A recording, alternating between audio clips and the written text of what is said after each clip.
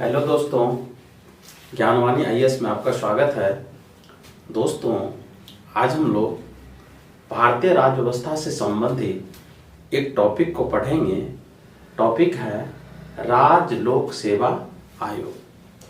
चलिए इनसे जुड़े हुए जो तथ्य हैं उनको एक एक करके देखते हैं। हम सभी जानते हैं कि राज्य लोक सेवा आयोग एक संवैधानिक निकाय है। इसका उल्लेख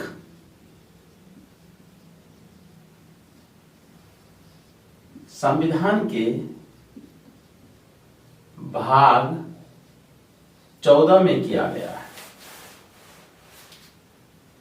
यदि अनुच्छेद की बात की जाए तो ये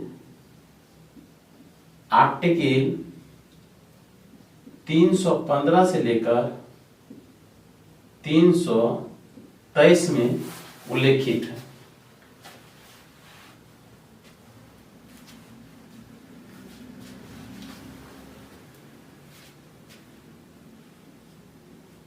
इसके आगे हम देखते हैं कि संघ लोक सेवा आयोग और राज्य लोक सेवा आयोग ये संस्थाएं संवैधानिक निकाय है।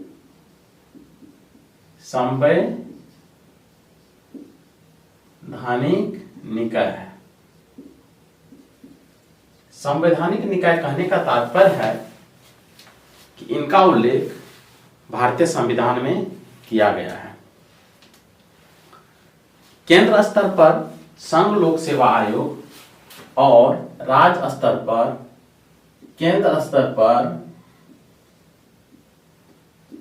संघ लोक सेवा आयोग का प्रावधान है। संघ लोक सेवा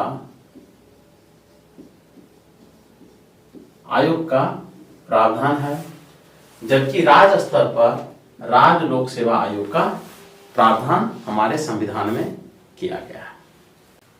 दोस्तों, हम जानते हैं कि राज्य लोक सेवा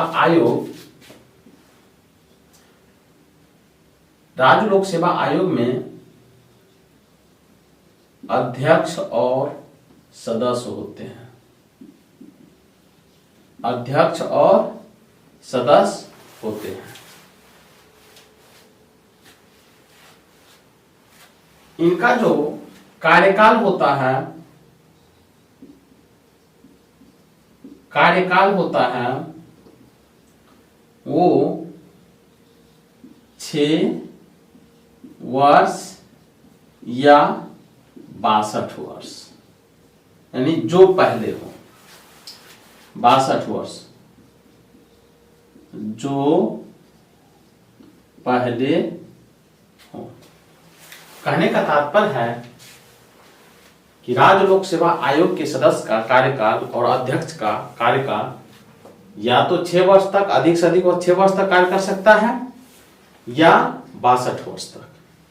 मान लीजिए कोई अध्यक्ष या सदस्य यदि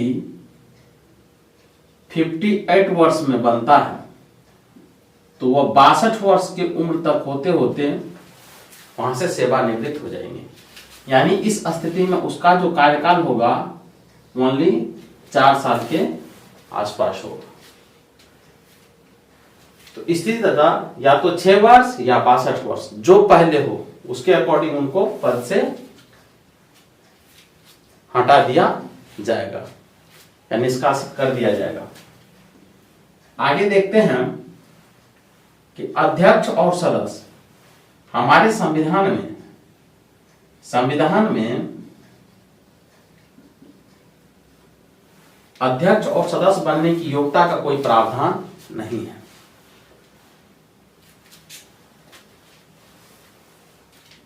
लेकिन कम से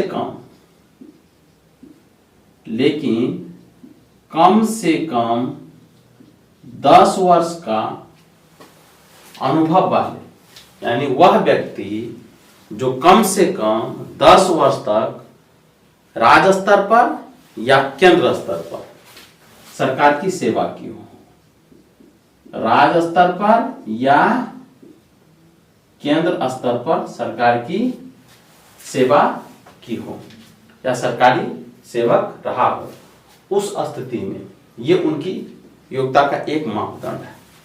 अन्य मापदंड का उल्लेख हमारे संविधान में नहीं किया गया है। आगे देखते हैं कि अध्यक्ष और सदस्य इनकी जो नियुक्ति की जाती है, इनकी नियुक्ति राज्यपाल के द्वारा की जाती है। राज्यपाल के द्वारा की जाती है, लेकिन पद से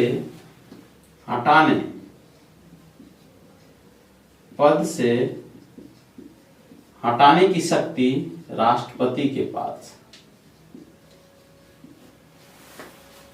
नियुक्ति राज्यपाल के द्वारा की जाती है और पद से जो हटाने की शक्ति है वो राष्ट्रपति के पास है। अब सवाल उठता है कि राष्ट्रपति किस स्थिति में इनके पद से हटा सकता है। इनके लिए कुछ मापदंड दिए गए हैं। जैसे पहला है, यदि वह दिवालिया हो जाए, यदि वह दिवालिया हो जाए तो हटाया जाएगा। दूसरा है, यदि वो असमर्थ हो, यदि वह असमर्थ हो। तीसरा कंडीशन है, यदि वह कदाचार में लिप्त हो, कदाचार में लिप्त हो। और चौथा कंडीशन है, यदि वह अपने शक्ति से बाहर जाकर काम करता हो, शक्ति से बाहर जाकर काम करता हो। इसका मतलब है कि उनको जो शक्ति है, जहां तक उनकी शक्ति को सीमित किया गया है, यदि शक्ति से बाहर जाकर के वह काम करता है तो इस स्थिति में उनको राष्ट्रपति पद से हटा सकता है। इसके अलावा वह यानी अध्यक्ष या सदस्य राज्य लोक सेवा आयोग के, वह त्यागपत्र देकर के भी पद छोड़ सकता है। लेकिन अब त्यागपत्र किनको देगा? तो वो त्यागपत्र देंगे प्रेसिडेंट यानी भारत के राष्ट्रपति को। अब यहां एक चीज को और समझना है कि कदाचार के आधार पर राष्ट्रपति उसे तभी पद से हटा सकता है जब यदि राष्ट्रपति को ऐसा लगे तो इसकी जांच सुप्रीम कोर्ट के द्वारा की जाएगी। इसकी जांच सुप्रीम कोर्ट के द्वारा गठित कमेटी के माध्यम से की जाती है और यदि सुप्रीम कोर्ट सही पाता है कि वाकई वो कदाचार में लिप्त है तो सुप्रीम कोर्ट इसका आदेश राष्ट्रपति को भेजता है और राष्ट्रपति अब सुप्रीम कोर्ट के आदेश मिलने के बाद राष्ट्रपति बाध्य हो जाता है अध्यक्ष या सदस्य को उनके पद से हटाने के लिए। आगे देखते हैं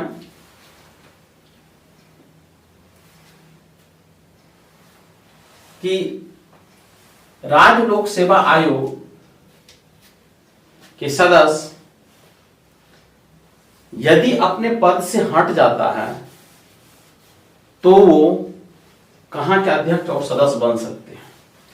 तो इस स्थिति में हम देखते हैं कि अध्यक्ष या सदस्य, यदि अध्यक्ष की बात की जाए तो अध्यक्ष किसी दूसरे राज्य के राज्य लोक सेवा आयोग के अध्यक्ष बन सकते हैं या सदस्य बन सकते हैं। इसके अलावा संघ लोक सेवा आयोग संघ लोक सेवा आयोग जो केंद्रीय स्तर की संस्था है, इनके भी अध्यक्ष बन सकते हैं और सदस्य बन सकते हैं। इसके अलावा वो कोई अन्य पद पर कार्य नहीं कर सकते हैं। जैसे मान लीजिए, जैसे इलेक्शन कमीशन, चुनाव आयोग, अटॉर्नी जनरल, सीएजी, ईटीसी, इन पद पर इनकी नियुक्ति नहीं हो सकती। इसके अलावा अन्य जो पद, बहुत सारे पद हैं जिसमें इनकी नियुक्ति नहीं हो सकती। केवल वो या तो राज्य लोक सेवा आयोग के अध्यक्ष बन सकते हैं या सदस्य बन सकते हैं, या संघ लोक सेवा आयोग के अध्यक्ष बन सकते हैं, सदस्य बन सकते हैं। और यही कंडीशन सदस्य के लिए भी लागू होता है। यहां हमने अध्यक्ष के बारे में बताया और यही कंडीशन सदस्य के लिए भी लागू होता है। आगे देखते हैं कि राज्य लोक सेवा आयोग, इसकी एक हमारे संविधान में संयुक्त राज्य लोक सेवा आयोग का भी प्रावधान है। अब संयुक्त राज्य लोक सेवा आयोग तब बनेंगे जब राज्य का विधानमंडल, जब राज्यों का विधानमंडल संसद से ये आग्रह करेंगे, संसद से जब आग्रह करेंगे कि संयुक्त राज्य लोक सेवा आयोग बनाया जाए, तब भारतीय संसद संयुक्त राज्य लोक सेवा आयोग का गठन कर सकता है। यह 2 या 2 से अधिक राज्यों के लिए हो सकता है। इनके भी अध्यक्ष और सदस्य के वही कार्यकाल है, 6 वर्ष या 62 वर्ष।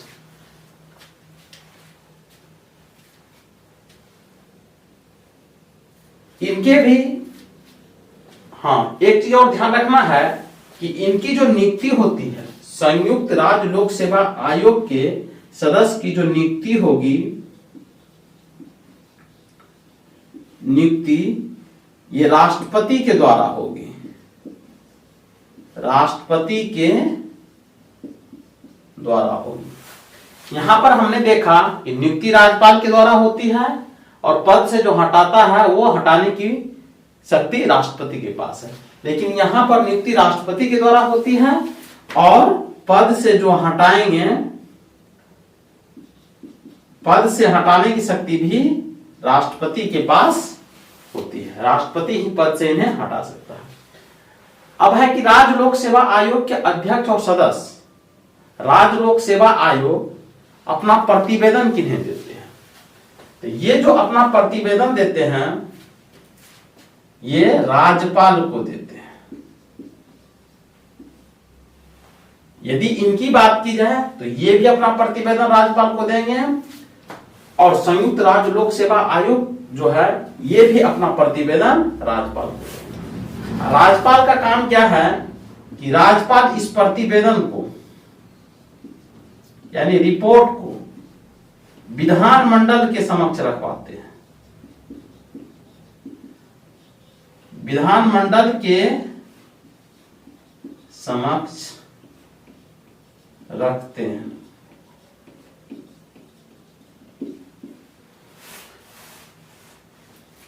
आगे देखते हैं। यहां पर एक चीज और ध्यान रखना है कि कार्यकाल जो है अध्यक्ष और सदस्य का 6 वर्ष या 62 वर्ष।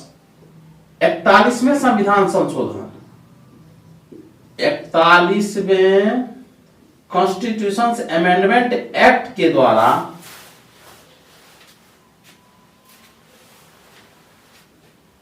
राज्य लोक सेवा आयोग के कार्यकाल को 62 वर्ष किया गया। इससे पहले ये 60 वर्ष थे। और ये अमेंडमेंट एक्ट कब आया? तो ये आया था 1976 में, जब इंदिरा गांधी की सरकार थी। आगे देखते हैं।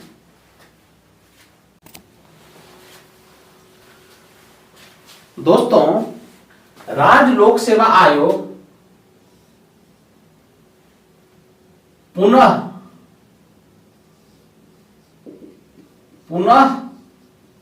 नियुक्ति के पात्र नहीं होते हैं। पुनः नियुक्ति के पात्र नहीं होते, यानी दोबारा इनको इस पद पर नियुक्त नहीं किया जा सकता है।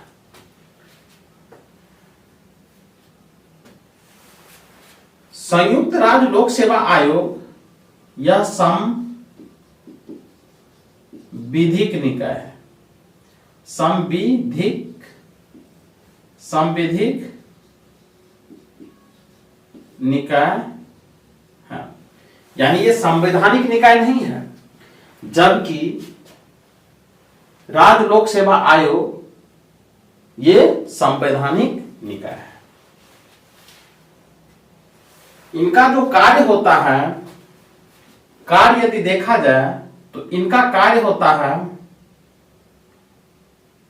परीक्षा का आयोजन करना।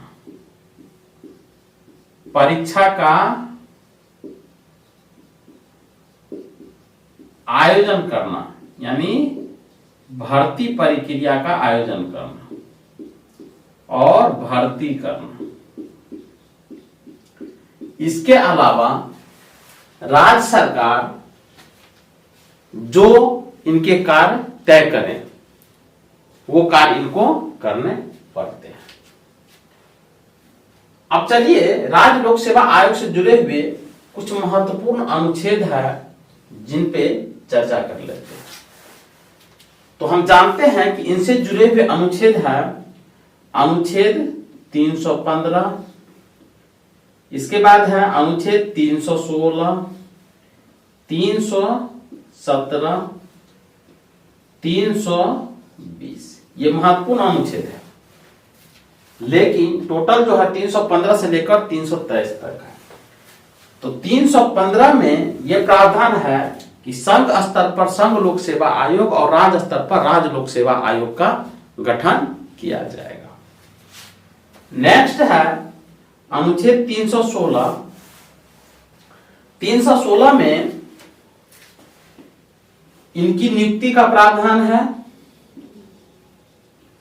और कार्यकाल का प्रावधान है।